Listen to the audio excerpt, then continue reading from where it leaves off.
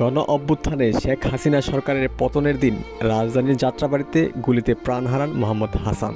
এরপর 5 মাসের বেশি সময় তার মরদেহ পড়েছিল ঢাকা মেডিকেল কলেজের মর্গে। গত 12 জানুয়ারি তার মরদেহ শনাক্ত করে পরিবার।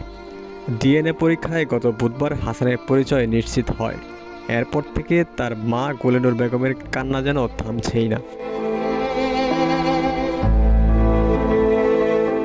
শুক্রবার জুমার নামাজ শেষে ঢাকা বিশ্ববিদ্যালয়ের রাজু ভাস্কর্যের সামনে হাসানের প্রথম জানাজা অনুষ্ঠিত হয়।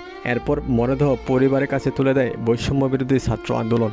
হাসানের মরদেহ পেয়ে কান্নায় ভেঙে পড়েন হাসানের মা গুলেনুর বেগম। এ সময় পাশেই ছিলেন তার বাবা মোহাম্মদ মনির হোসেন। অশ্রুজড়িত কণ্ঠে ছেলের হত্যার বিচার চাইলেন তিনি। এ সময় মনির হোসেন বলেন, এই দেশের যত সমন্বয়ক বাইরে আছে, ছাত্র বাইরে আছে, আমি উপদেষ্টা যারা আছে সবার কাছে আমার এতটুকু দাবি, প্রধান উপদেষ্টা সহ, যে আমার ছেলের যারাই হত্যাকাণ্ডে জড়িত একজন করে ধরিয়া তাদেরকে আইনের আওতায় আনতে হবে। ডক্টর ইউনূস সরকারের কাছে ভাগ্নে হত্যার বিচার চেয়ে হাসানের খালা মোসাম্মদ শাহিনুর বলেন, আমি এটা সরকারের কাছে আবেদন আমি উপযুক্ত বিচার চাই।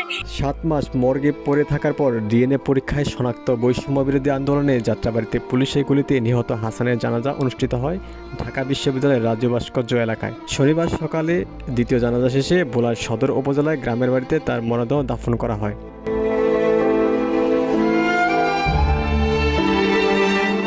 হাসান রাজধানীর কাপ্তান বাজারে একটি দোকানে কাজ করতেন। তার গ্রামের বাড়ি ভোলা সদর উপজেলায়।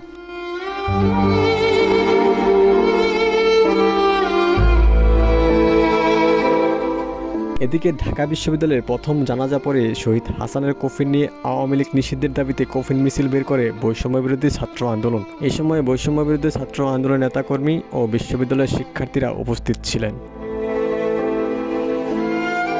ওমর ফারুক, ঢাকা প্রকাশ।